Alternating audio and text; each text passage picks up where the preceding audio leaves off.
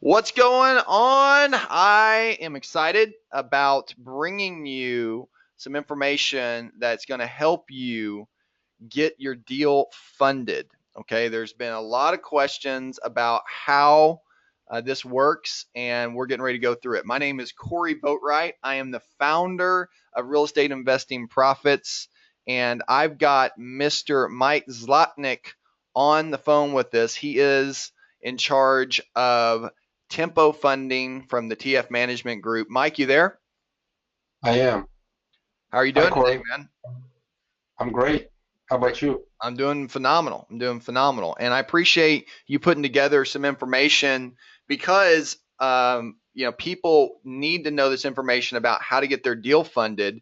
And I know this is an area that you has been specializing in for I don't know how many years you've been in lending now.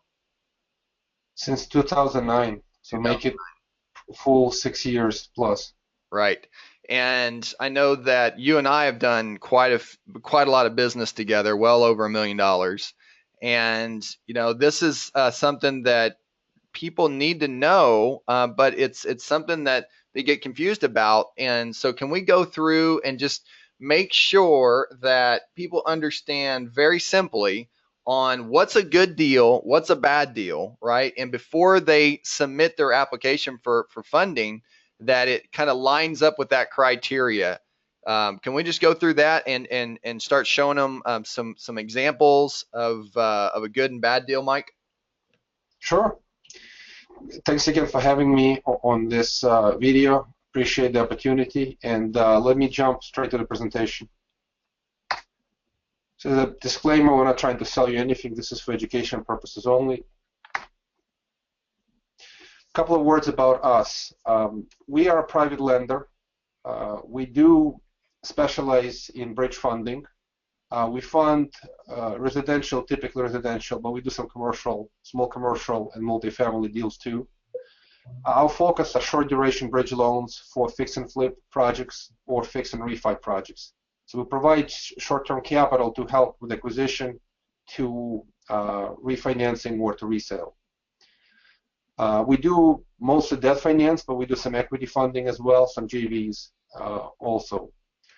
I started in 2009 in this business, and I do have over 15 years of real estate investment experience, owning properties, some in Florida, some in Brooklyn, New York. We've done over 700 transactions, well over 100 million in volume, and I co-manage 3 mortgage pool funds. Mortgage pool fund is just an investment vehicle for investors, and for borrowers, it's a lending source. So let me continue. Okay, let me talk about some deals. So this is the most important element for you to be able to get a deal funded. The deal has to make sense. Right. So I'll give you some examples of what is a bad deal, what is a good deal, and what is an improved deal. Okay. A bad deal is when you are paying too much for the property, you're spending too much money on the rehab, and at the end of the day, when you resell it, you're not going to wind up with much profit. In some cases, you might even lose money. But some people So think that might be a good deal just because they can get it for a little bit under what the R the after repair value is. But these are the specific kind of percentages that you're looking to kind of target for funding. Now this is a bad deal, so you're giving us an example of a bad deal right now. that's correct. Ignore the picture. I chose one of those interesting pictures. This could be a $1 million house, just so the picture and the dollar values don't match here. Okay. Let me talk about the concept itself. Okay. So let's say you negotiated a deal to be able to purchase it at $300,000, and then you went through rehab estimation with a couple of contractors and told you it's going to be $50,000 most likely. For one, you should always buffer that number. But just for the sake of the argument, let's assume the number I'm showing you is an average expected cost over rehab. Right. And you've gone through your comps, and you determine the after repair value is $420,000. And is that pretty common that you see 10 to 20% of the purchase price being the rehab? It depends. The bigger the rehab budget, and the scope, obviously, the higher the risk. So if you're involved with carpet and paint project where you're spending just a little bit of money, maybe 5% of the purchase price, you are in a lower risk. When you spend over 10% of the purchase price, sometimes 20%, it's a significant project, and your profit should be bigger on those projects because you're taking more risk. Okay, so let's look at this. So 300,000 purchase price, rehab 50,000. So there's 350,000, but the ARV that someone can actually turn around and resell this thing for, or quote flip it, is $420,000. So you're showing the purchase and the rehab divided by the ARV equals 83.33%. That's right. It is well above 80%, and So, it is. so essentially, Mike, on this, just so everyone understands, it's 300,000 plus 50, so there's 350,000 divided by 420,000 equals 83.33%. That number needs to be under 75% in order for this to be a moneymaker. Is that kind of what you're saying? Exactly. That's my rule of thumb. I like to use 75% or better. Okay. If you're trying to get a great deal, you want to be under 70%. Now, what is this requested loan 315 number? Where does that number come from? That number is essentially a max. So in today's environment, some of the lenders will go up to 75% of after repair value. So 315,000 is 75% of 420,000. Gotcha. So it's a max practical rehab loan that you can request. In this particular case, you're probably not going to get it because the deal doesn't make sense. This is perfect. So this is really simple to understand. So basically, someone has a deal right now. They're looking at getting funded. All they need to do, if it's a fix and flip kind of transaction here, is they take the purchase price plus the rehab, right? And then they divide that by the ARV. And if that number is over 75%, and actually preferably 70%, so somewhere between 70 and 75%, if it's over that, that is a bad deal. You're not interested in doing that deal. One, it's risky for you, but two, it's not going to make money for the investor, correct?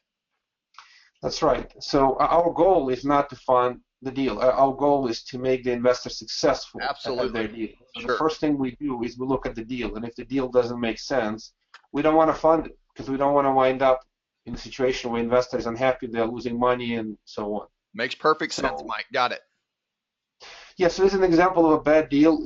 Let's continue going forward. We'll show a good deal and we'll show an improved deal, and we can talk a little bit more about the formula. Perfect. By the way, the 75% is not written in stone. It is an approximate number. It is somewhat of a function of the scope of the rehab. If the rehab is very, very, very light, you could go a little bit higher. If the rehab is heavy, then you should be lower on that purchase plus rehab divided by after repair value. More rehab needs to be lower on your LTV. Higher, less rehab can be in the higher of the LTV. You can be somewhat above 75% on a very light rehab deals. And especially if it's on the East or West Coast, right? A lot of these Midwest deals are probably landing in that 70 to 75% number. But I would think probably on East Coast and West Coast, the wholesale market out there is actually, closer to 80, maybe even 85% sometimes. But you're only going to loan that type of money if it's very light rehab, right? Cory, you brought up a great point. In today's very competitive environment, especially in California, people are going above 80%, but they're taking too much risk, in my opinion. Yes. I'm not saying you can't do it, but you have to be a very, very sharp rehabber who can do the project. So there's no way that you're going to probably do that deal with someone that just started doing investing. You're going to only work on something maybe higher than the 75% number if it's just a great deal. Someone just kind of stumbled upon a great deal, and they've done deals before. They're not just a newbie investor that's just came out of a seminar or whatever. They've done some deals. They've got some longevity behind them, so you have a little bit more confidence in loaning that money. And they have confidence that they can get it done. That's right. Okay, makes sense. Right. Okay, great. Let's move on to a good deal. So you can see an example of a good deal, and you can kind of see the comparison. Perfect. Tracking perfect here. Very good. So the next example is a good deal. Again, the picture doesn't correlate to the house. So the purchase is again 300,000. but the rehab is much lighter. It's a $20,000 rehab, and purchase and rehab come up to be 300 plus 20, 320,000. Yep. And in this example, I'm using an after repair value of 470,000. Again, the numbers here are samples. There's markets where the number is going to be 3 times smaller, and there are markets where the number is going to be 3 times bigger. Okay. But conceptually, I want to relate the point. So here, purchase plus rehab, 320 divided by after repair value of 470 equals to 68%. It is a strong deal. If you're below 70%, you have ton of buffer space for cost overruns and longer time. So with this kind of ratio, you're likely to have a very solid moneymaker on your hands. Okay. Now, as far as the requested loan, I came up with a number of 290,000, which is about 90% of the cost basis. It's just a typical loan. So an example of a deal where the borrower brings in 30,000 and the lender brings in 290,000. The overall loan to value, 290 divided by 470 is 61%. So the lender is happy, the borrower is happy, the lender is going to get pretty decent pricing. The borrower is going to get pretty decent pricing from the lender. The deal is rock solid any way you look at it. So this is an example of a good deal. You'll make money on a deal like that. Again, stay below 70%, and you have a high probability of a success. Okay, so let's walk it through one more time just to make sure. $300,000 purchase price, the same deal as the bad deal before, but now the rehab is half the price. So now it's 300,000 plus 20,000, 320,000, and our ARV now is actually higher too on this one. So the ARV is 470. So if you take 300,000 plus 20,000, that's 320,000. The purchase plus the rehab, divide it by the ARV, the after repair value, and that gives you 68% loan to value, correct? That's right. Okay, so By the way, where's the 290 number come from exactly here, Mike? Where's the 290 number come from? Approximately, I'm saying that the lender will offer 90% loan to purchase price. So take 300,000, 90% of that is 270,000, plus the lender will offer rehab funds as well. So the total loan plus the 20,000. So there's where your 290 comes in. That's right. I got you. Okay. And again, the rehab number here, we're using an arbitrary number. The assumption is it is something that has been estimated by a professional contractor or a couple of contractors, and is assumed to be very realistic number. Not low, not high, just for the sake of the math. Mm-hmm. I'm using this number. Right. Yeah, don't take a $40,000 rehab and say, hey, I'll do it for 20. Don't do that. Obviously, the estimate has to be accurate to make sure that you're computing the numbers correctly. Gotcha. The same thing when after repair value, be conservative. So 470,000 should be the price that you feel comfortable listing the property and getting offers within 30 days. Gotcha. So you should get a couple of opinions, not just an appraisal. In today's environment, my suggestion would be get multiple opinions from selling brokers in that area rather than some appraiser who might just give you a piece of paper saying, hey, it's 470,000. Right. I'm more interested what properties are pending, what properties have active, right? Properties have sold. Exactly. Yes. So the assumption here is 470,000 is a conservative number based on recent sales data. Right. Okay. Okay, good. Let's continue. Now the next slide is going to have a little bit more information, and I took the original bad deal that had was not fundable. It had too much risk in it, and I'm talking about a couple of improvements in the deal, and this is something that's going to greatly enhance the deal. Okay. So specifically, original purchase price was 300,000, and let's assume here that the project sponsor, the borrower who is doing the project, came back to the seller and said, look, you got a lot of repairs. And they came back with a dirty laundry list of problems and negotiated $30,000 discount with the seller. Okay, so now they're at 270,000 on the purchase price. Exactly. That's your technique number one. No matter what you're buying, you should always make an attempt to renegotiate the price coming back with a list of repairs even after you sign the contract. It's one of the strongest ways to improve your deal. I agree. So, Yep. so the purchase here is realistically 270,000. The 30,000 can come in a couple of forms. One is a price reduction. Two, it actually can be a seller's credit to the buyer for repairs, which is often better than the discount. But one way or the other, it's the same $30,000 discount. Okay. The original rehab was 50,000. So here I'm using an example to do more, not less. Sometimes you're better off cutting the rehab scope, depending on the type of property you're doing. If you're doing a $100,000 property and you're planning to do a $30,000 kitchen, you're probably overdoing it. But if you're doing $300,000 property, doing nicer finishes and adding square footage can suddenly increase the value significantly. And I would say So 10% for a kitchen alone for a rehab is it's pretty pricey. yeah, I'm not saying it's 30,000 for a 10% of kitchen the in this purchase particular price. case, but I'm just saying that in general, let's say you had a $50,000 budget, which is significant, which means Right. you're probably doing a lot of work. Right. And in this particular case, I'm using an example where you would enhance the scope, not reduce it. So you take your $50,000 budget, and then you speak with an architect, and you look at this property, and let's just say you could add 400 square feet approximately to the property, Okay. maybe 500 square feet, and then you use that square footage and you add one more bedroom, and you add a bathroom, a small. So the consequence of this is you're going to enhance the value significantly. Often an extra bedroom and a bathroom, an extra square footage, can take an after repair value up quite a bit. Sure. So in this particular case, you're increasing the after repair value of 420,000 to an enhanced after repair value with the additional square footage to 520,000.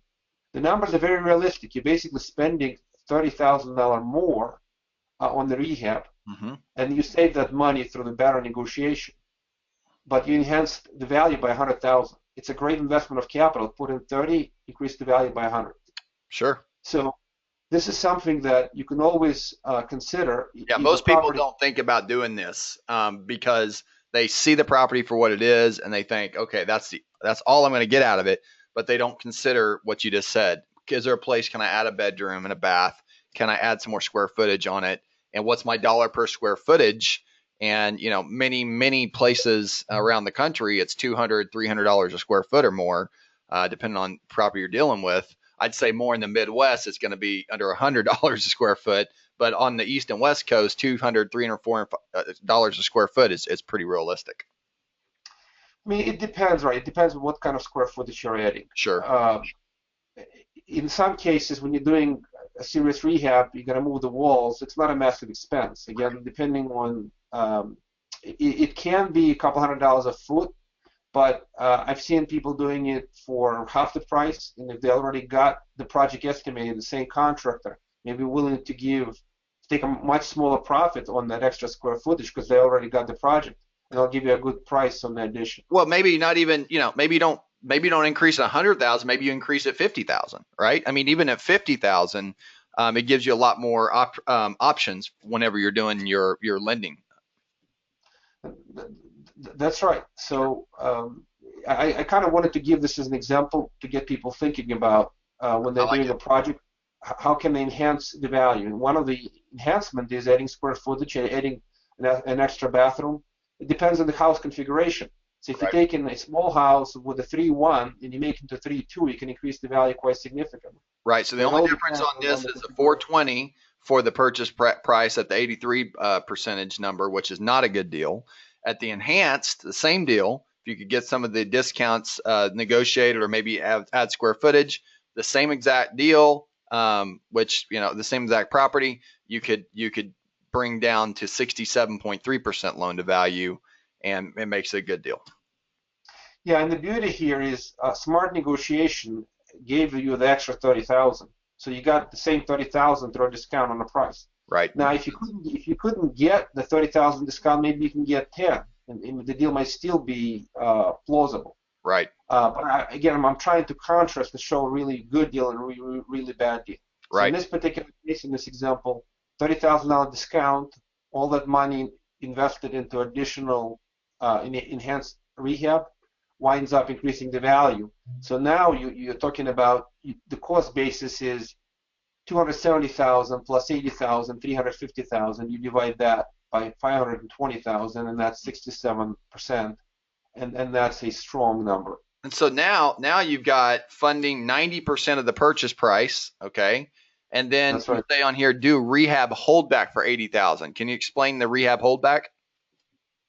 So a lot of lenders in today's environment will give you anywhere between 80 to 100% of the rehab funds, depending on the lender. But what they do is they don't disperse you the money up front. They disperse it on a draw schedule with progress on the rehab. Gotcha. So you do need to have some capital besides the 10% down to start the rehab. Right. And make progress to the point where the lender will disperse funds, and then you continue. And every time there is a disbursement, there's a quick inspection, and the progress is good, you get the disbursement check or a wire. Gotcha. Okay. All right, let's continue. So opportunities to improve each deal. I'm just going to mention these categories. Each of these categories is a significant opportunity for you to improve your deal. I mean, this can be a gold mine if you do this correctly. Right. So number one is always renegotiate the price. After you sign the contract, you come in to inspect the property, and you come up with a list of problems, and you always make them worse. And you come back to the seller and you say, hey, this is bigger rehab than I thought. Inspection failed, this and that. I'd like to get a discount. And then you ask for a big discount, and seller winds up in an interesting position. They either lose you as a buyer or they got to give you a discount. Right. And quite often they will give you a discount. Not guaranteed, but the chances are you'll be able to negotiate something. Right. Another great opportunity is improving rehab. So you can scale it up. The example on a previous page is scaling it up. You're adding square footage, you're adding a bathroom or a bedroom. Right. Or you can scale it down. You could look at the rehab. We actually just did a property like this in Jacksonville, Florida. We'll look at a full rehab, which was about $40,000. And we decided that instead of flipping the property, we're going to keep the property. Okay. And for a rental rehab, we cut it down to $20,000 because we basically got rid of all super nice finishes. Now, it does cut the value of the property somewhat, but the benefit is for a rental kind of a buyer, it doesn't need to be super high-end. Right. So depending on the kind of a market and the dollar price range, by scaling it down, you can save significantly on the rehab cost, but the value reduction is only moderate. Okay.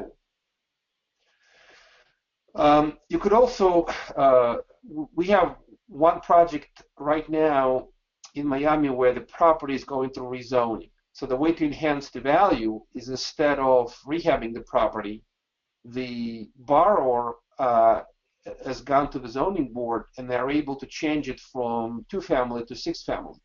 That alone is enhancing the values quite significantly. So this particular case, he's not even going to build the property. He's going to complete rezoning and then sell it to another rehabber. Gotcha. For a significantly higher dollar amount because they enhance the value of the land. Gotcha. Okay. You can enhance the value through smart marketing. Now, this is a discussion of its own. But what I wanted to mention here is a lot of people overestimate the value of the property. They put it in the market and they sit on it. Sure. So all I'm going to mention is that if you are very good at listing the property below the market, getting offers, and then lifting them up. So there's a concept of listing the property at a floor price, not the ceiling, but the floor, getting a lot of exposure, getting offers, and then negotiating them up.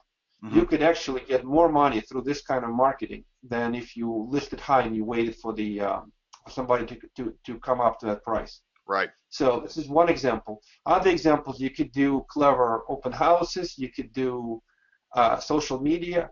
Any of the good marketing can enhance the value because often the price is an exposure. So if you got the house exposed to the right buyers, you may be able to get a better price. So I'm just using this as a category. Another very important opportunity is project time. So I see too many people spend way too much time on a project, and they could probably shrink the time in half if they plan better. So I'm going Right. to give you some very, very simple example. You buy a property and there is a tenant in the property right now. They promise to move out. You buy the property, they don't. You have to evict. I've seen it multiple times. Very, very basic. Make sure you close. Property is empty at closing.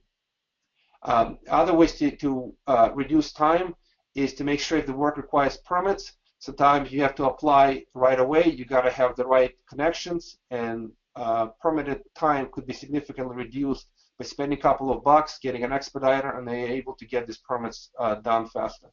Makes sense. Another way to do it, you can motivate a contractor with a contract. Hey, if you finish this project in 3 weeks, here's a $1,000 bonus instead of finishing the project in 6 weeks. Contractors play the That game. helps. They have multiple Yeah, that projects. helps. That helps a lot. A lot of people don't realize that in incentivizing the contractor to give them to actually get the deal faster, it that can actually be great. Right, so there's opportunities there. Yep. Another interesting opportunity to improve your deal is instead of buying the property with hard money with funding from us, you could get financing from the seller. I've seen that happening, or it can be sold subject to, where you buy a property from the seller and you assume the mortgage. Right. By doing that, instead of getting a fresh mortgage, spending closing costs, you just take over existing mortgage, just bring in rehab funds, and do a project that way. There Right. are opportunities in that space, significant opportunities. So, uh, furthermore, there's an opportunity to finance a deal smartly. In other words, when you are buying a property, typically going to a hard money lender and you're trying to borrow a lot of money from a one lien. Sometimes you're better off getting a first lien and a second lien. Sometimes you can find an equity partner or a JV partner, and instead of borrowing the money, you will get the deal financed with an equity partner who will give you the capital, not going to charge you points on interest, but instead take a profit share. Right. So there's a way to fund the deal with lower level of risk for you. One important notion to keep in mind, one of the most important concepts, when you are trying to improve a deal and the deal is not good to start with and you can't improve it, be ready to walk away. Absolutely. You have to know in your head. That's a great point. Yep. Don't Yeah, be I just want to so say don't be that, so committed to the property if it's a bad deal that just because you found it and it's a potential good deal that you're gonna get hurt because you just want to figure out a way to make it work. I'm all for being creative, figure out a way to make it work. But bottom line, if you cannot get it under that loan to value number, it's not going to work, and you're going to lose money, and it's going to be too risky for you to want to lend on or anyone to lend on it. that's right. Right. Okay. You will negotiate from a position of power when you're ready to walk away. Okay. One of the biggest mistakes I see in today's market, when the inventory is scarce, people get too motivated to go buy a deal just because they don't have other better deals. Right. And that's the recipe for disaster. So you better do no deals than a bad deal at all. Right? So it's very basic stuff, but be prepared. If the deal doesn't meet your requirements, if you don't feel comfortable, not enough spread, walk away. Walk away. Yep. And by walking away, sometimes you'll motivate the seller. They'll come back and say, "Oh, wait a minute, I'll actually give you a discount." Yes. So Yes. True. it's part of negotiation tactics. It is. Just get up and walk away. And be very conservative in your estimates of cost and time and after repair value. I've seen a lot of I mistakes typically made think in if that it's area. going to take 60 days, I always tell myself it's going to take 90. I always add Exactly. another month of things that could go wrong, right? And so if you think it's going to be a 30-day deal, tell yourself it's going to be 60, right? Is that what you're kind of saying? Yeah, exactly. Okay. Exactly. I mean, 50% time buffer is very significant. If you're planning to say 3 months instead of 2, it's a very significant buffer. Yes. But it's a good way to do it. For most rehabs, I don't recommend people getting involved with big rehabs unless you are a specialist rehabber and you have experience. I agree with that. So Yes. the specific example would be take a light rehab where you think it's going to take you 2 weeks, and then you could project it to take 3 weeks. That is a very reasonable buffering. I agree. And then on a cost basis, look, on a light rehab, when you have $10,000 rehab, you could buffer 5,000 to 15,000, right? The 5,000 is not a big deal, but you can discover something unexpected. Right. On a $20,000 rehab, probably the same $5,000 buffer will do. It's 20% buffer is a good buffer. In some cases, again, small rehab, you should be a little bit high as a percentage because you're just That's doing good. so little work that Yeah, it can I be saw you something say unexpected. 25%. We don't do, a lot of fix and flips. We do mostly wholesaling, but a lot of my students do a lot of fix and flips. You and I both know a lot of fix and flippers, and I think using 20 to 25% number for a buffer is really wise. Yeah, I agree. Yeah. Um, and on after repair value, this is where I see a lot of mistakes today, especially folks that have limited experience. And I can tell you, number one mistake, they order an appraisal and then they believe that the appraised value is going to be the value they're going to sell. Right. It is an area of danger. Don't use an opinion of an appraiser um, only as the foundation for the value. I So look at the definitely. pending, I look at the active, and look at the sold. That's right. Look at the current data, current sales, current listings, and ask a couple of brokers for an opinion. Tell them I'm about to buy this house and I'm going to do the rehab. What do you think I can sell it for if we finish, in 3 months? What would you list it for? What to be able to sell it within 30 days? Now this changes. I mean, obviously for your market. So, and we don't want to go into too much of this because it's not the point of this particular training. But on the east and west coast, particularly, mostly on the west coast, you might actually get more money than what you list a property for. I mean, there's properties right now in Cupertino, California, and San Bernardino. I mean, all these different places in California that you list a property, it's going to be sold 7 to 10 days, and it might be sold for more than what you list it for, right? That's right. But in the Midwest, where I'm in Oklahoma, Texas, Alabama, these areas in the Midwest, I'm seeing that properties actually are going to be about 10% lower than what you probably list it for. Because it's going to be time on the market there for a little bit. Then it's also going to be someone coming in not making you a full price offer unless it's just an absolute deal that they just love to have. And you're probably not going to get the highest number. Now, you come in and you want to make your house be the most beautiful, best house on the block. You're probably going to get a pretty close to what you have it listed for. But a good conservative idea that I think is smart to follow is it's going to be about 10% lower than what you think you're going to sell it for on the Midwest. On the West Coast, East and West Coast, particularly more on the West Coast, you might actually get more than what you list it for. Yeah, so I agree with you, Cory. Every market is local. It's different, right? And I'm going to go back to that statement. There are seasonal trends. I am in New York, and when the weather gets cold in Midwest and any part of the country that is weather sensitive, you're definitely going to get seasonal trends, and the winter sales are going to be weaker price than spring and summer sales. So Right. definitely adjust for the seasonal trend plus know your own market. You could start with a great listing price in Texas, right? If you list it low enough, you can get offers immediately at the listing price or above. Right. So, but I'm just saying that as you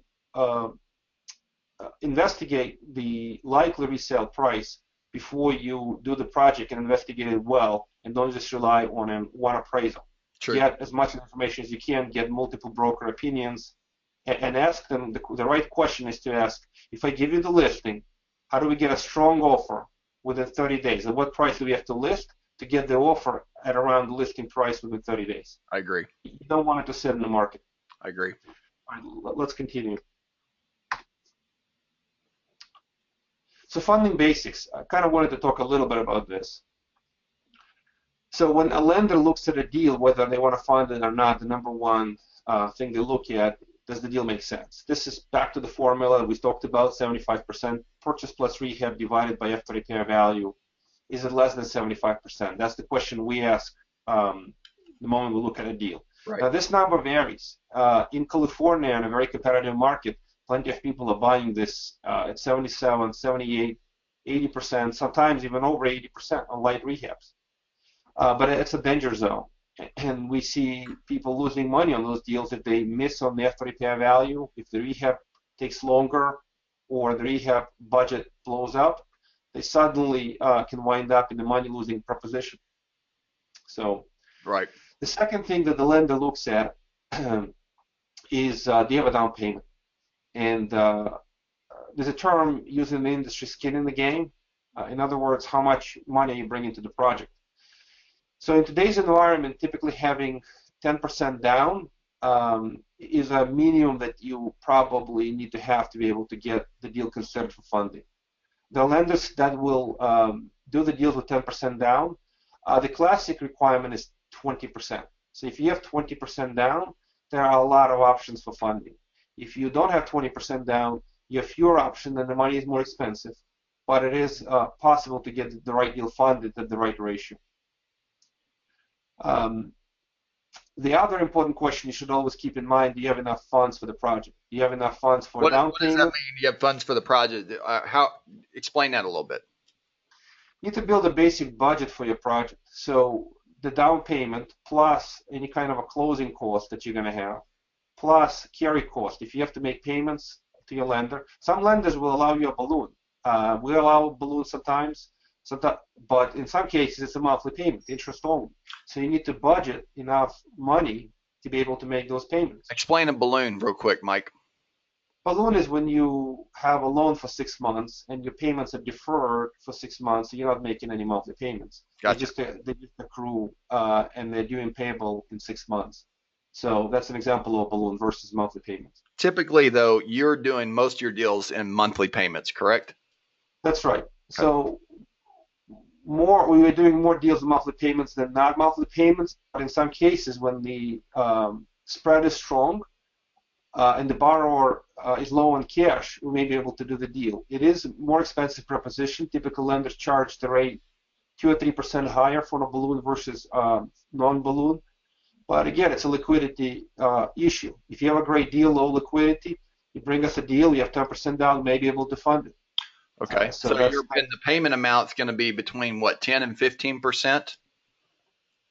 right. So if you are thinking about, I mean, having yes, 10 to 15%, having again 10% down, another 10% to cover the payments and closing costs will usually suffice. So if you Gotcha. have only 20% of the deal, you may be able to bring 10% down and 10% to cover the payments. Cover the payments. Got it. Okay. And the other thing you got to budget for is a rehab funds. If a lender will give you $20,000 towards the rehab, they're not going to give you $20,000 at closing. Gotcha. You may need to have $10,000 additional to be able to start the rehab. The lender will inspect the property and then disperse you $10,000 that you spend on the project. Gotcha. So when you're budgeting, you should have the down payment, monthly payment if you have to make them, any kind of closing cost, and then the rehab, the initial budget for the rehab. Got Too it. many people miss it. They just think, hey, I got 10% down. I want to start the project. Okay, wonderful. We're going to come to a closing table, but you don't have any funds to start the rehab. I mean, it's Right. an issue. So you just make sure that you understand, you project your project really well, and you have sufficient budget. If you're short on funds, come to the lender. Don't hide anything, and say, hey, I only got 10% down.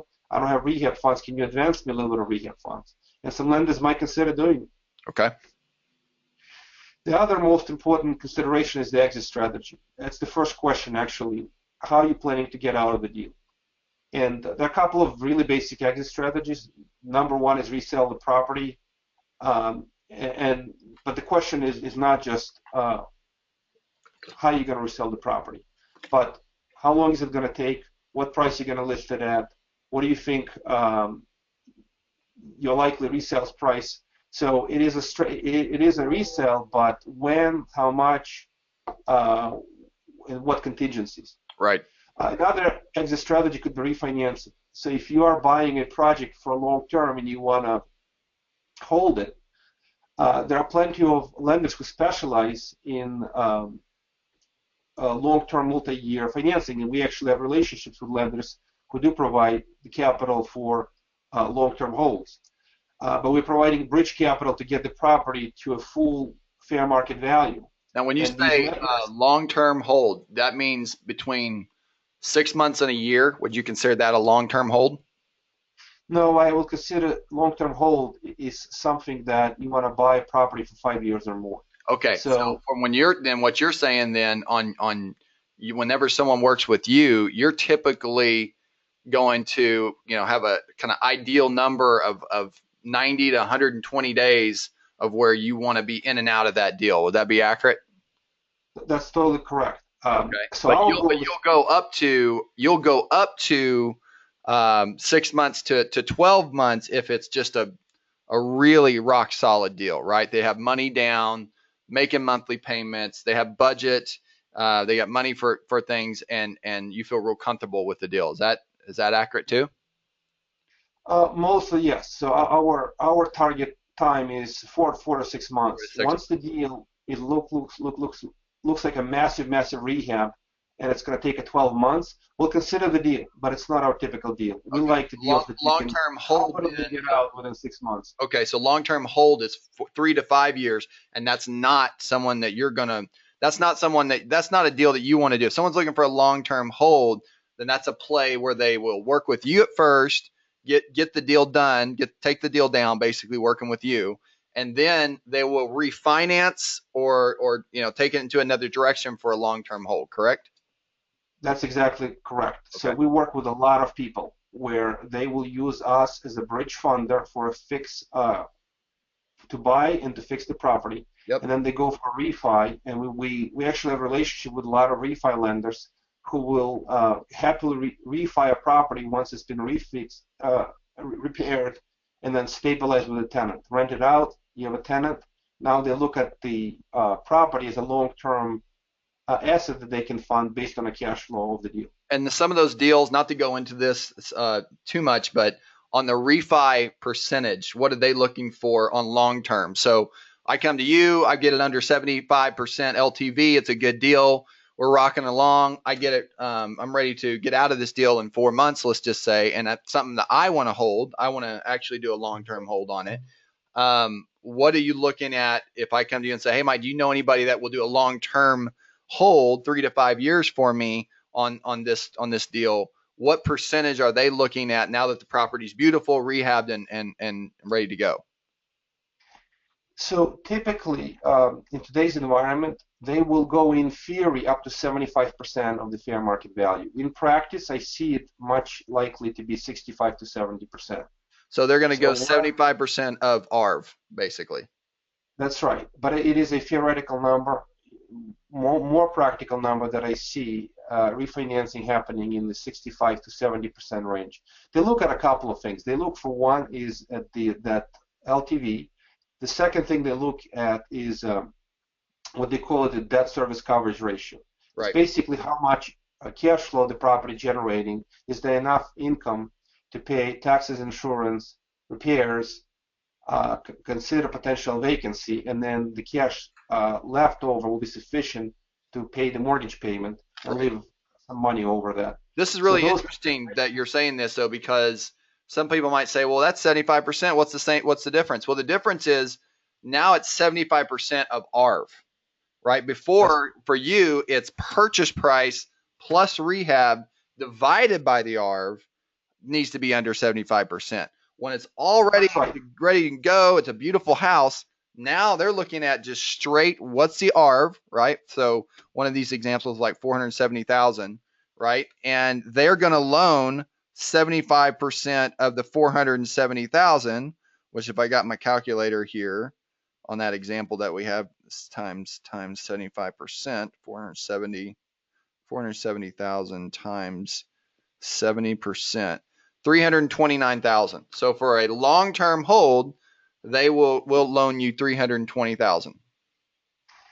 That's right. And I wanted to make the point, most of the projects we like to fund, we like to limit it to 70% on our loan side. That's kind of our practical max. The reason for this, if you try to refi, you're not going to get 75% of that fair market value most of the time. So when you are planning a refi, especially if you want a refi where you're not bringing any cash to the closing table, you definitely need to have your deal, purchase and rehab, be below 75%, but you'll still wind up having some sort of a skin in the game on the refi side.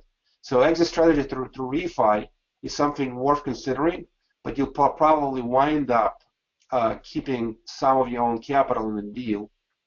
So you got to be prepared, and use 65 to 70% of the fair market value as a realistic loan on the refi transaction. Gotcha. It's almost similar on the refi and the bridge loan for the fix and kind of refi stage of the project. The amounts are very, very similar. Lenders on the refi side are just using a fair market value, while the lenders on the Well, and there's rehab. something to say about this is an investment property, right? If you're going to live in this house, you're gonna be a property you're gonna be, you're gonna live in. It's gonna be, you can sometimes get 90%, or more So, of the uh, ARV. yeah, my disclaimer is we do not fund any owner-occupied properties. Yeah. If you want to buy a property without money, we're not going to be able to help you, unfortunately. Right. Yep. But All investor if you property. are, yeah, it has to be an investment property.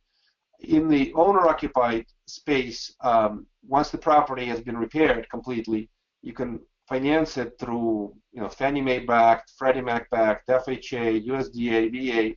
Those products sometimes will give you over 100%, but it's just really something that refinancing using those funds is possible. Right.